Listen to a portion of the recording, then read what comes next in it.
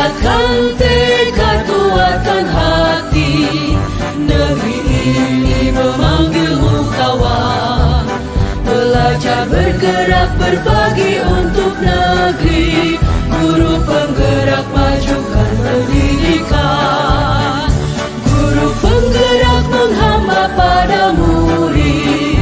Kreatif, rancang pembelajaran. Hargai potensi, tingkatkan prestasi. Lahirkan profil pelajar Pancasila. Belajar, bergerak, berbagi untuk negeri. Kita menjalin kolaborasi. Belajar, bergerak, berbagi untuk negeri. Demi bakti pada Ibu Pertiwi.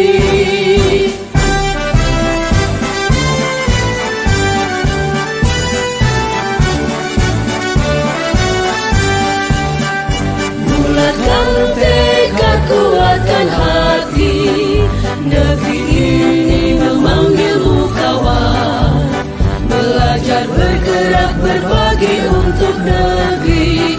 Guru penggerak, majukan pendidikan. Guru penggerak menghamba pada murid. Kreatif, rancang pembelajaran. Hargai potensi, tingkatkan prestasi. Lahirkan profil pelajar Pancasila. Belajar, bergerak, berbagi untuk negeri. Kita menjalin kolaborasi. Belajar, bergerak, berbagi untuk negeri. Demi bakti pada Ibu Pertiwi. Belajar, bergerak, berbagi untuk negeri. Kita menjalin kolaborasi. Belajar, bergerak, berbagi untuk negeri. Demi bakti pada Ibu Pertiwi. Demi bakti pada Ibu Pertiwi.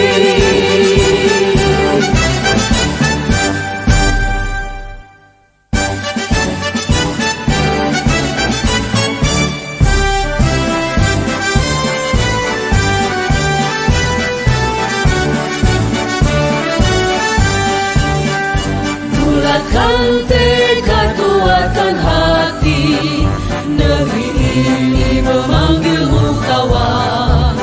Belajar, bergerak, berbagi untuk negeri. Guru penggerak, majukan pendidikan. Guru penggerak menghamba pada murid. Kreatif, rancang pembelajaran. Hargai potensi, tingkatkan prestasi. Lahirkan profil pelajar Pancasila. Belajar, bergerak. Assalamualaikum warahmatullahi wabarakatuh. Waalaikumsalam warahmatullahi wabarakatuh.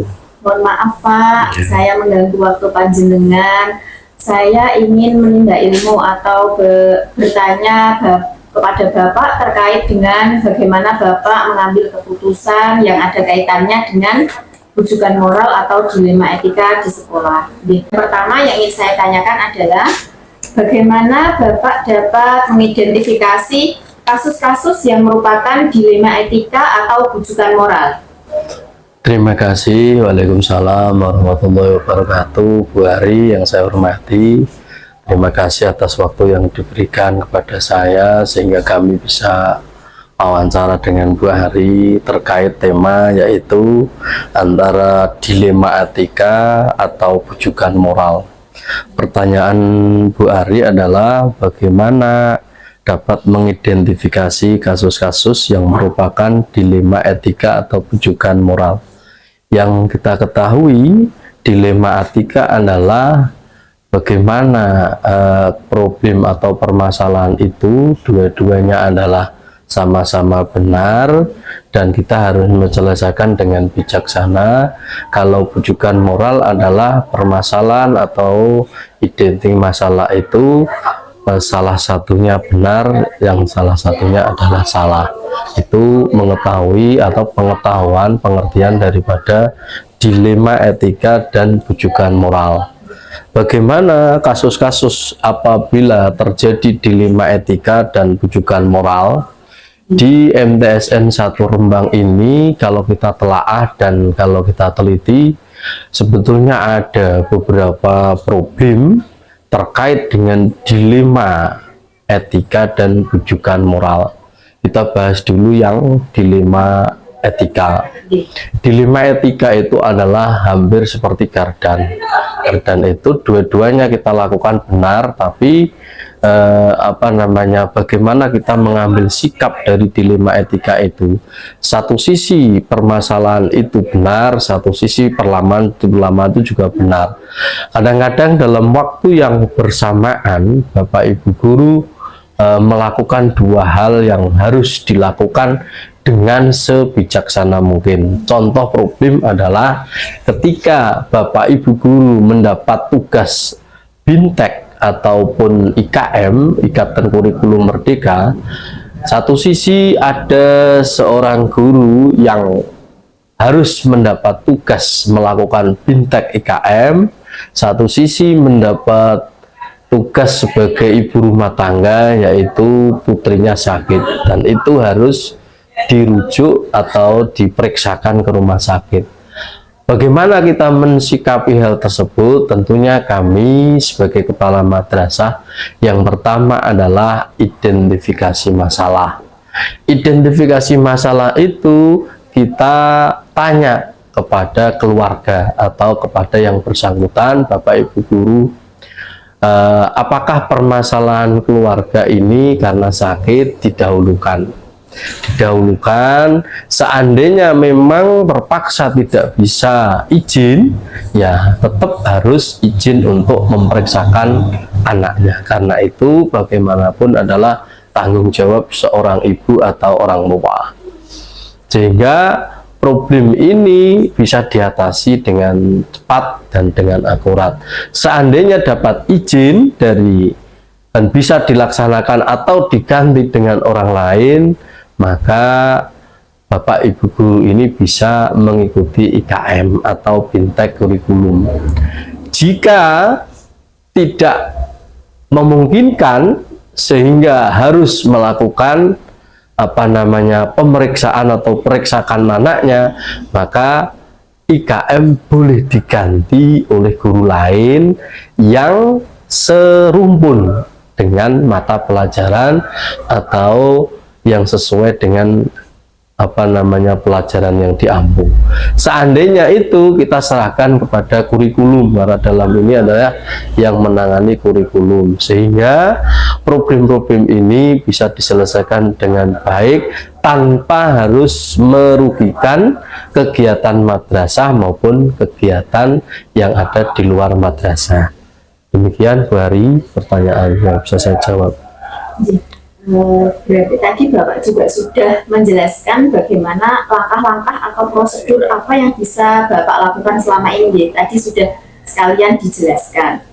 Kemudian Pak, pertanyaan yang selanjutnya, hal-hal apa saja yang selama ini Bapak anggap efektif dalam pengambilan keputusan pada kasus-kasus dilema etika, Pak? Terima kasih Bu Hari. Jadi untuk menangani kasus-kasus dilema etika ini, yang paling efektif adalah satu, musyawarah mufakat. Karena musyawarah mufakat itu akan menghasilkan hasil yang maksimal. Tentunya dari Civitas Akademika Keluarga Besar MTSN 1, kita merapat atau kita musyawarah dengan wakil kepala madrasah, terutama sesuai dengan bidang-bidangnya. Di kami itu ada wakil, ada 4, wakil bidang akademik, bidang kesiswaan, sarana prasarana, dan humas. Kalau nanti problem karena tadi terkait dengan kurikulum, sehingga kita musyawarah dengan waka bidang akademik. Solusi yang terbaik adalah semua kita lakukan selagi tidak merugikan kepentingan umum atau kepentingan madrasah, sehingga semua berjalan dengan baik tanpa harus merugikan satu sama lain permasalahan tersebut. Kemudian Pak, dalam penyelesaian kasus-kasus yang terjadi di MTS 1 Rembang ini, apakah Bapak pernah menghadapi tantangan-tantangan, Pak? Ya, terima kasih. Jadi kalau tantangan-tantangan itu ada. Ini kasus lain enggak apa-apa ya? Iya. Kasus lain begini Bu Ari. Jadi ketika madrasah punya program yang itu adalah program komite madrasah dan itu sudah disepakati bersama, misalkan pembuatan indoor madrasah kemarin, sebetulnya itu sudah disepakati dengan komite. Namun ada beberapa yang memang tidak mampu untuk infak, sehingga kita harus mengambil kebijakan sebaik mungkin. Walaupun itu sudah menjadi program madrasah, tapi kita tidak menutup kemungkinan yang tidak berinfak juga harus kita layani. Kita bijaksana tidak harus berinfak. Itu juga problem yang harus kita hadapi. Yang kedua adalah problem-problem mengenai anggaran atau problem mengenai kegiatan madrasah. Sebetulnya anggaran madrasah itu sudah ada, namun kegiatan-kegiatan yang lain banyak yang tidak bisa diagendakan atau di SPJ-kan di DIPA madrasah, sehingga kita harus satu, sesuai dengan visi misi madrasah, kita ingin prestasi terus tiada henti, karena belajar adalah belajar itu ibadah, prestasi itu adalah berdakwah. Itu moto kita, sehingga kadang-kadang problem-problem yang di madrasah ini besar harapan kita untuk mengikuti prestasi, namun biaya, dana dan lain-lain tidak mencukupi. Itu juga semuanya sama-sama baik. Kita harus mengikuti pagu yang ada, kita juga harus berprestasi demi madrasah. Itu yang problem-problem di madrasah, Pak. Terima kasih. Kemudian pertanyaan selanjutnya, Pak, apabila ada masalah dilema etika, apakah Bapak memiliki tata kelola atau jadwal tertentu dalam sebuah penyelesaian kasus? Apakah Bapak langsung menyelesaikan di tempat atau memiliki sebuah jadwal untuk menyelesaikannya? Bentuk atau prosedur seperti apa yang Bapak jalankan?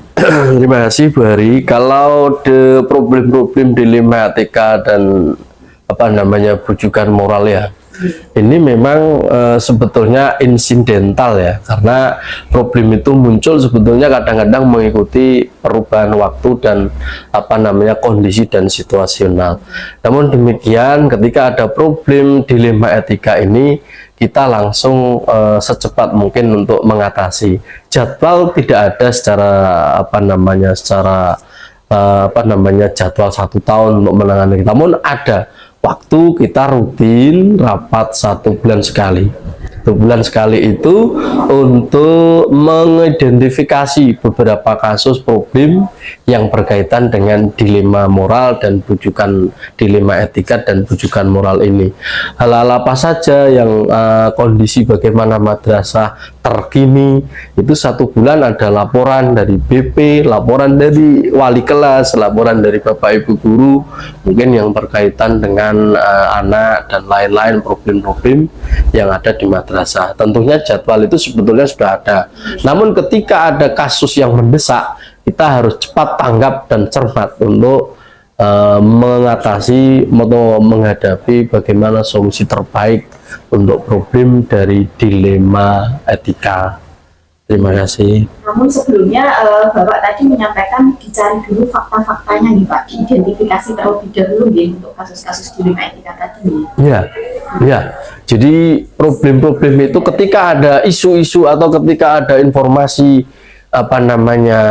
dilema etika ini, jadi kita jelas tetap kita koordinasi ke fakta-faktanya apa, kita kumpulkan dari Bapak Ibu guru, dari wakal, dari BP atau dari kita, atau informasi dari masyarakat dan lain sebagainya, sehingga problem ini tentunya kita tidak mudah langsung menjustifikasi, tapi kita harus mencari fakta, nanti bisa mengambil keputusan terbaik sehingga menjadikan itu sebuah keputusan madrasah.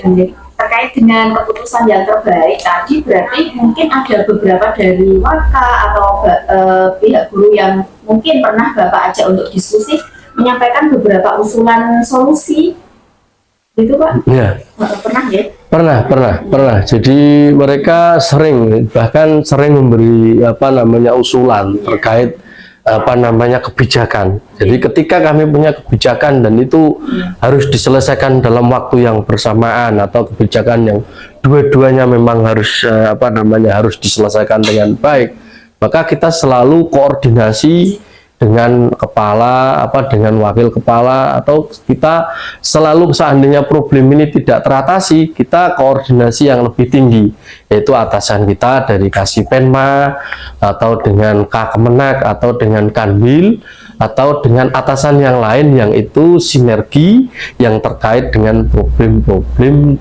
dilema etika. Oke, Pak, terima kasih atas jawabannya. Kemudian Bapak, apakah ada seseorang atau faktor-faktor apa yang selama ini mempermudah Bapak dalam mengambil keputusan menyelesaikan kasus-kasus dilema etika? Ya, ada. Jadi ketika ada dilema-dilema itu, yang pertama kita selesaikan intern di madrasah.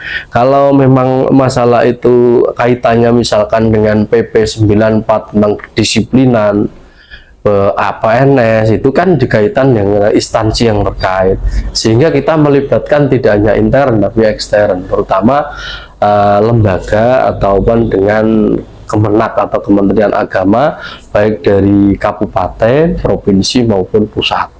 Ada ya. Dari semua hal yang telah Bapak sampaikan tadi, pembelajaran apa yang dapat Bapak petik dari pengalaman Bapak ketika mengambil keputusan menyelesaikan kasus dilema etika? Ya, terima kasih. Yang pertama adalah satu, kita harus peduli. Yang kedua adalah tanggap. Karena peduli itu kita bisa tidak hanya langsung memutuskan suatu masalah tanpa koordinasi, tanpa evaluasi, dan tanpa adanya rasa kasih sayang. Yang kedua adalah setelah peduli kita harus koordinasi dengan instansi atau dengan keluarga besar MTSN 1. Itu langkah saya, Bu Wari. Terima kasih. Terima kasih Pak atas waktunya. Terima kasih. Jelas sekali penjelasan dari Bapak. Saya mohon maaf apabila ada tutur kata saya yang kurang berkenan di hati panjenengan ataupun tingkah laku saya yang mungkin banyak sekali kekurangan. Terima kasih Bapak. Saya mohon undur diri dulu. Wassalamualaikum warahmatullahi wabarakatuh. Terima kasih Bu Ari, apa yang sudah menjadi tugas panjenengan, mudah-mudahan sukses selalu. Amin. Lancar dan menjadi guru penggerak yang baik. Amin. Selamat. Amin. Sukses. Amin. Assalamualaikum warahmatullahi wabarakatuh. Waalaikumsalam warahmatullahi wabarakatuh. Assalamualaikum warahmatullahi wabarakatuh. Waalaikumsalam warahmatullahi wabarakatuh. Selamat pagi Bu Tuti. Pagi Bu Ari, sehat? Alhamdulillah. Bagaimana kabarnya Bu Tuti hari Saya ini? juga sehat, siap untuk membantu para CGP. Iya. Mohon maaf Bu Tuti, hari ini kami dari CGP mungkin mengganggu waktunya Bu Tuti untuk mewawancarai Bu Tuti tentang kepemimpinan di SMA Negeri 1 Lasem. Dengan senang hati. Ya, Bu Tuti. Bagaimana Bu Tuti dalam mengambil keputusan yang terkait dengan kasus-kasus yang merupakan dilema etika atau bujukan moral, Bu Tuti? Ya, terima kasih. Begini, untuk kasus yang dilema moral, dilema etika, itu kan kita dihadapkan pada dua kasus yang sama-sama benar, seperti itu ya. Jadi kita tentu harus bijaksana karena dua kepentingan ini sama-sama benar, sehingga bagaimana caranya agar kedua belah pihak tidak saling bentrok, merasa sama-sama diakomodasi, sehingga mereka nanti sama-sama teradai dalam keputusan yang kita ambil, seperti itu. Kalau yang satunya lagi bujukan moral, ada satu pihak yang salah, kemudian satu pihaknya benar. Walaupun salah, tetap kita juga harus ngomong dengan cara yang baik supaya keduanya nanti dapat win-win solution, seperti itu. Kemudian bagaimana caranya Bu Tuti untuk mengambil keputusan di sekolah, terutama untuk kasus-kasus di mana ada dua kepentingan yang sama-sama benar, yaitu sama-sama mengandung nilai kebajikan moral, Bu Tuti. Ini berarti termasuk ke dilema etika. Iya, kita kembalikan ke etika ya. Jadi kalau kita sebagai umat beragama itu rujukan tertinggi kita sebagai orang Islam, ini saya Islam ya Bu, tentu kita ambil Al-Quran dan Sunnah. Kemudian ada satu lagi, karena ini kita ini instansi pemerintah, berarti ada regulasi dari pemerintah yang harus kita ikuti, baik itu dari pemerintah pusat, kemudian provinsi maupun dari cabang dinas. Kemudian baru kita lihat fakta yang ada di sekolah kita, kemudian kita konfirmasi dengan aturan tersebut. Mengembalikan lagi kepada aturan Iya, yang berlaku ya. iya. Kita pahamkan seperti itu untuk kepada guru maupun siswa. Kemudian kita bersama-sama berdiskusi mengakomodasi banyak pihak, baik siswa, guru maupun kepentingan masyarakat. Seperti itu. Oke Bu Tuti, terima kasih atas jawabannya. Kemudian pertanyaan selanjutnya Bu Tuti, langkah-langkah atau prosedur seperti apa yang biasa Bu Tuti lakukan selama ini dalam menangani kasus Bu Tuti? Iya. Pertama memang saya mencari rujukan regulasi Bu, baik berupa regulasi tekstual maupun regulasi dari para pejabat yang sedang bertugas saat ini. Ya.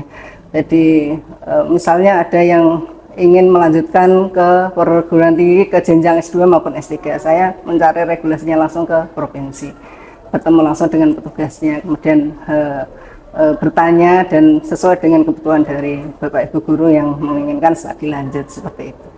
Baru kemudian kami sosialisasikan dan kemudian kita bisa menindaklanjuti dari keinginan teman-teman seperti itu. Berarti apa namanya Bu Tuti menganggap dari dinas provinsi tadi sebagai idola ya Bu.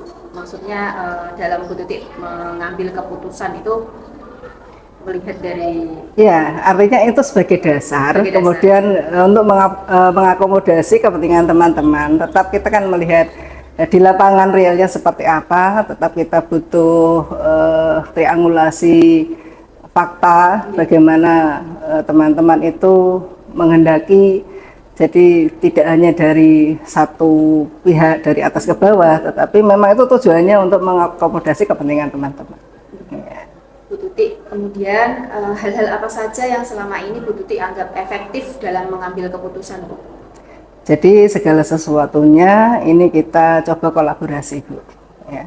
Kepemimpinan yang top down itu untuk era sekarang kurang efektif, sehingga saya berkolaborasi pertama dengan teman-teman pimpinan para WKS, kemudian dengan Bapak Ibu guru juga staf karyawan. Jadi kita ada koordinasi rutin 1 bulan sekali untuk guru maupun 1 bulan sekali untuk karyawan.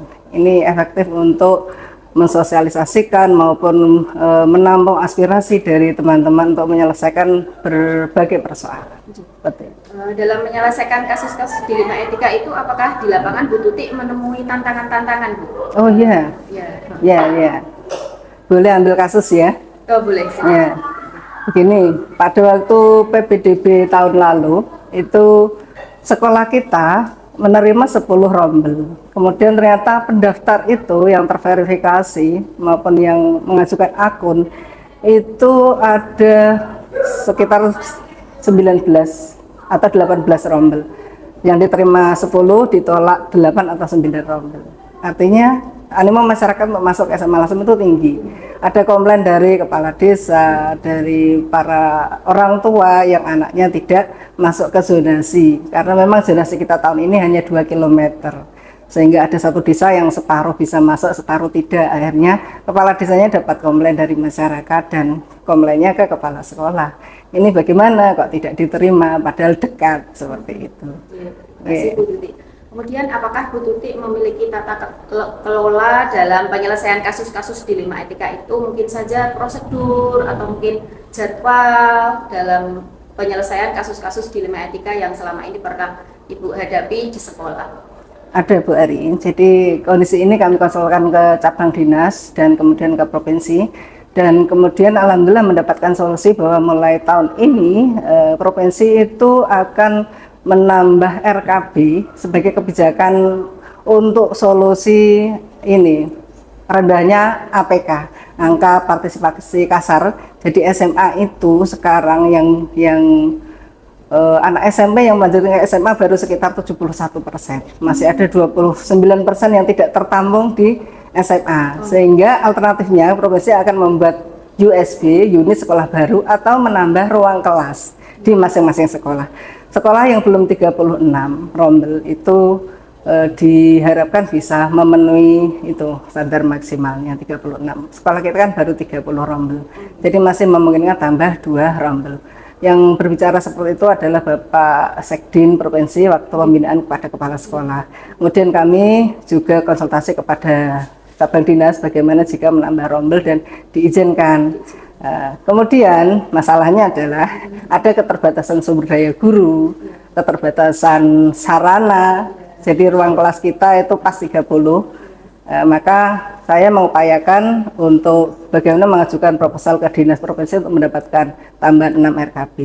Kemudian untuk di level guru sendiri, saya mengadakan wawancara-wawancara atau observasi lapangan untuk Bapak Ibu guru, baik langsung, dialog langsung maupun dengan koordinasi dengan para WKS. Saya menganalisis jam Bapak Ibu guru, jika tambah rombel bagaimana, 1 rombel bagaimana, 2 rombel bagaimana. Kami koordinasikan di tingkat pimpinan, kemudian akan kami informasikan ke Bapak Ibu guru semua selaku pelaku nanti yang mengajar anak-anak gitu. Dan nanti kita ambil keputusan bersama setelah rembukan bersama dalam forum koordinasi dengan Bapak Ibu guru semua. Jadi memang kita terjadwal 1 bulan sekali minimal untuk koordinasi dengan semua guru dan koordinasi juga dengan pimpinan. Bu Tuti, dalam mengambil keputusan itu misalnya masih ada beberapa orang atau beberapa pihak yang tidak menyetujui keputusan yang Bu Tuti ambil, itu langkah seperti apa Bu yang akan Anda tempuh? Jadi begini, ketika rapat itu kan harus memenuhi kuota, ya, kuotanya terpenuhi. Kemudian kalau rapat itu kan yang tidak hadir memang mengikuti yang hadir keputusannya ya.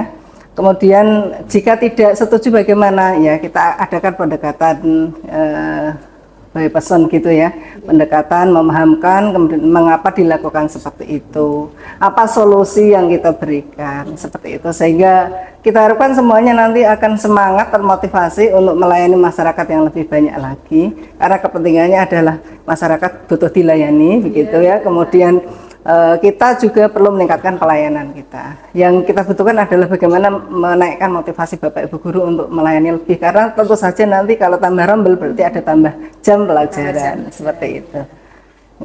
Oke, misalnya saja pengambilan keputusan dari Bu Tuti itu viral, dimuat di media sosial, kemudian ada pro dan kontra. Bagaimana Bu Tuti menanggapi hal itu, Bu? Tidak masalah Bu, asal saya berpegang satu pada regulasi ya, bahwa hal itu memang disetujui atau regulasinya ada, atau hal itu tidak masalah di tingkat apa ya, mindset atau di tingkat aturan. Kemudian implementasinya tentu kita sesuaikan dengan batas kemampuan kita. Oleh karena itu ada diskusi-diskusi intern tadi. Jadi ini keputusannya belum final. Saya mau menambah 1 rombel atau 2 rombel itu berdasarkan diskusi internal yang nanti kita sepakati bersama dengan tadi musyawarah dan mufakat. Ya. Kemudian Bu Tuti, adakah seseorang atau faktor-faktor apa yang selama ini mempermudah atau membantu Bu Tuti dalam pengambilan keputusan dalam kasus-kasus dilema etika, Bu? Ya, saya dikelilingi oleh teman-teman yang baik. Ada tim pimpinan manajemen sekolah ini yang luar biasa dedikasinya. Masih muda-muda, bisa kita trigger seperti itu. Ini saya beruntung gitu ya. Jadi teman-teman ini kapasitasnya hampir sama semua. Jadi kita berkolaborasi dalam hal keputusan karena memang sekolah ini tidak milik satu orang. Jadi ini adalah kepemimpinan kolektif yang bisa kita pakai untuk memajukan sekolah ini supaya lebih baik lagi seperti ini. Terima kasih Bu Tuti. Kemudian Bu Tuti, dari semua hal yang telah disampaikan tadi, pembelajaran apa yang dapat Bu Tuti petik dari pengalaman Bu Tuti mengambil keputusan menangani kasus dilema etika di sekolah? Ya betul, begini, pro kontra di masyarakat atau kemudian pro kontra di lingkungan pendidikan itu sesuatu yang biasa terjadi. Tinggal bagaimana kita bisa menunjukkan tujuannya apa. Kemudian mencoba merangkul semua pihak untuk bisa mencapai tujuan itu. Kan esensinya kita memang mengorganisir untuk menuju ke suatu tujuan tertentu. Jadi tetap dengan cara-cara yang baik, cara-cara yang bisa diterima oleh semuanya. Seperti itu. Bu Tuti, pertanyaan terakhir dari saya, pernahkah Bu Tuti melakukan refleksi dari pengambilan keputusan Bu Tuti yang pernah Bu Tuti jalankan? Iya, saya sering melakukan itu Bu Ari. Jadi setiap sudah dilaksanakan satu kegiatan, kita adakan monitoring dan evaluasi. Termasuk seperti kegiatan supervisi guru, itu juga kami sampaikan hasilnya kepada Bapak Ibu guru. Dan secara personal yang perlu untuk diberikan masukan juga kami berikan masukan secara personal. Juga untuk hal-hal yang lain tentu kita evaluasi. Misalnya di sekolah kita ada kantin kejujuran, itu dari waktu ke waktu kita evaluasi. Bagaimana berjalannya, apakah petugasnya sudah sesuai dengan aturannya, kemudian jika ada masalah kita tindak lanjuti, itu satu kasus demi kasus kita selesaikan berdasarkan hasil evaluasi. Seperti itu. Terima kasih Bu Tuti atas waktunya. Saya menjadi belajar banyak dari panjenengan. Sama-sama Bu Ari, sama-sama belajar. Saya juga belajar dari teman-teman guru penggerak. Terima kasih atas waktunya sekali lagi Bu Tuti, dan mohon maaf apabila ada tutur kata Sama-sama. saya yang kurang berkenan di Bu Tuti maupun tetap semangat tingkah ya. laku saya. Tetap semangat karena tugas-tugas banyak, jadi tetap konsisten lakukan karena ini kebaikan untuk sekolah kita dan untuk masyarakat banyak. Matur nuwun Bu Tuti. Ya, selamat. Ya, Assalamualaikum warahmatullahi wabarakatuh. Waalaikumsalam warahmatullahi wabarakatuh. Assalamualaikum warahmatullahi wabarakatuh. Waalaikumsalam warahmatullahi wabarakatuh, Bu Ari. Selamat pagi Bunda. Selamat pagi, Bu. Apa kabarnya hari ini? Alhamdulillah baik. Oke, mohon maaf Bunda apabila hari ini saya mengganggu waktu Bunda dan ingin mengajak Bunda berbincang-bincang terkait pengambilan keputusan yang bertanggung jawab berdasarkan nilai kebajikan. Bisa kita mulai sekarang Bunda? Bisa? Bisa. Monggo, ya. Untuk pertanyaan yang pertama, bagaimana Anda dapat mengidentifikasi kasus yang merupakan dilema etika atau bujukan moral? Ya, Bu Ari. Terima kasih Bu Ari atas pertanyaannya. Kasus dikatakan bujukan moral apabila nilai benar melawan nilai salah. Sedangkan dilema etika adalah nilai benar berbenturan dengan nilai salah. Benar. Oh, berarti kalau dilema etika tadi berbenturan dengan benar dan benar, ya Bunda? Iya. Oh, iya. Jangan berikutnya Bunda. Oke, ya. Bagaimana Bunda menjalankan pengambilan keputusan di sekolah Bunda? Ya. Terutama untuk kasus-kasus di mana ada dua kepentingan yang sama-sama benar atau sama-sama mengandung nilai-nilai kebajikan. Berarti yang kedua ini termasuk dilema etika ya Bunda ya? Iya. Saya akan identifikasi dulu apakah kasus dan fakta-fakta yang melatar belakangi. Kemudian saya akan berpikir bagaimana cara menyelesaikan kasus tersebut. Dengan beberapa pilihan, kemudian saya diskusikan dengan rekan-rekan guru, memilih solusi yang terbaik. Terima kasih atas jawabannya. Kemudian Bunda, langkah-langkah atau prosedur seperti apa yang biasa Bunda lakukan dalam pengambilan keputusan Bunda? Iya Bu, saya mencari fakta, menyimpulkan, membuat pilihan, keputusan, musyawarah dengan rekan-rekan guru, orang tua, wali murid, dan kolaborasi, memilih yang terbaik, begitu. Iya. Bunda menjalankan pengambilan keputusan dengan cara musyawarah dan kolaborasi tentunya dengan rekan-rekan guru di TK. Iya, dan wali murid Bun. Bu, iya. Kemudian Bunda, pertanyaan yang keempat. Ya. Hal-hal apa saja yang selama ini Bunda anggap efektif dalam pengambilan keputusan pada kasus-kasus dilema etika? Iya Bu, menurut saya adalah musyawarah. Itu adalah yang terbaik bagi saya. Membuat beberapa pilihan, memilih yang terbaik dengan salah satu pertimbangan, baik buruknya, mencerminkan apakah peraturan yang saya bisa lakukan itu atau tidak bisa. Ya, seperti itu ya Bunda ya. Iya. Kemudian yang selanjutnya Bunda, hal-hal apa yang selama ini merupakan tantangan bagi Bunda dalam mengambil keputusan? Apakah di lapangan Bunda pernah menemui permasalahan yang pelik, sebuah kasus dilema etika yang susah untuk dipecahkan, sehingga Bunda harus berpikir mengambil langkah-langkah prosedur 1, 2, 3 dan seterusnya, Bunda? Ya, ada kasus di TK saya yaitu waktu ada pendaftaran murid baru, kita tidak tahu siapa yang mendaftar, siapa dari siapa, anak itu ABK apa tidak, kita kan tidak tahu. Waktu mendaftar, guru-guru kami juga sudah mengumpulkan data kakak dan lain yang diperlukan untuk pendaftaran. Kita tidak tahu anak tersebut, bagaimana anak tersebut itu ABK apa tidak. Ternyata dalam pengukuran seragam, anak tersebut ternyata ABK. Ini yang menjadi dilema pada saya, pada kami dan guru-guru kami, karena guru kami tidak ada guru yang inklusi untuk ABK. Kita menerima atau tidak itu yang mempersulit pada kami.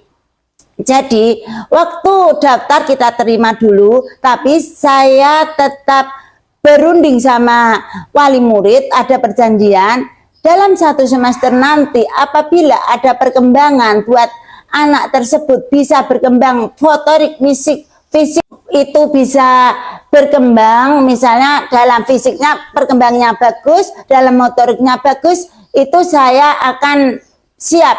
Apabila dalam semester 1 tidak bisa ada perkembangan, maka saya akan memberitahukan kembali kepada wali murid tersebut, untuk anak tersebut tidak bisa kami bimbing dengan baik untuk bisa dapat bisa keluar dari TK Sekar Purnama, karena orang tuanya tersebut sudah kami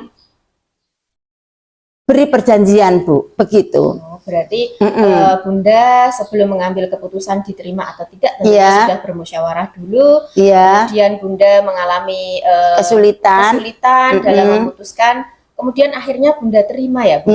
Tapi dengan perjanjian dengan wali murid, jika anak tersebut bisa menunjukkan perkembangan yang bagus, fisik motoriknya bagus, berarti guru-guru bisa ngomong, istilahnya bisa ngomong anak tersebut. Tetapi jika tidak ada perkembangan yang bagus atau perkembangan yang lebih baik lagi, dengan berat hati Bunda akan memanggil orang tua, mengajak berdiskusi lagi, seperti itu ya Bunda ya, untuk pindah dari TK saya, dari TK ke sekolah yang benar-benar bisa ada gurunya yang bisa mampu. Seperti itu ya Bunda. Ya. Terima kasih Bunda atas jawabannya. Kemudian Bunda, pertanyaan selanjutnya, apakah Bunda memiliki tata kelola atau prosedur dalam menyelesaikan permasalahan kasus-kasus dilema etika, barangkali jadwal atau mungkin langkah-langkah seperti apa yang nanti akan Bunda tempuh, bentuk dan prosedurnya itu seperti apa Bunda? Tentu saja saya mempunyai tata kelola, Bu, dan prosedur menyelesaikan kasus tersebut saya akan berpedoman pada aturan. Namun jika di lapangan permasalahan di luar aturan, saya konsultasikan dulu dengan Dinas Pendidikan sebulan sekali. Untuk Dinas Pendidikan itu ada kasus saya laporkan, ada kasus pada TK saya. Dan saya akan bermusyawarah, berunding mencari mufakat tersebut. Berunding dengan rekan-rekan pihak dinas, Bu? Berunding dengan pihak dinas, kemudian saya berunding dengan rekan-rekan guru untuk mencapai mufakatnya. Kemudian Bunda, pertanyaan yang selanjutnya, tentu begini Bunda, mohon maaf. Adakah seseorang atau faktor-faktor yang selama ini mempermudah atau membantu Bunda dalam mengambil keputusan dalam kasus-kasus dilema etika? Tentu saja ada, Bu, yaitu rekan-rekan kepala sekolah dan rekan-rekan guru. Kemudian Bunda, ini pertanyaan yang terakhir dari saya Bunda. Dari semua hal yang telah Bunda sampaikan tadi, dari jawaban-jawaban yang telah Bunda utarakan, pembelajaran apa yang bisa Bunda petik dari pengalaman Bunda dalam mengambil keputusan dilema etika? Pembelajaran yang bisa saya petik adalah menyelesaikan masalah tidak dengan emosi. Kita rembuk secara baik-baik. Dan keputusan saya adalah yang berpihak pada murid, bermanfaat sesuai dengan nilai-nilai moral. Ya, terima kasih Bunda atas Sama-sama. waktunya. Iya. Mohon maaf apabila ada tutur kata saya yang kurang berkenan di hati Bunda, barangkali Iya, tingkah Bu. laku saya yang kurang sopan, saya mohon Iya. maaf. Terima kasih atas waktunya. Saya mohon undur diri Bunda. Ya. Assalamualaikum warahmatullahi wabarakatuh. Waalaikumsalam warahmatullahi wabarakatuh.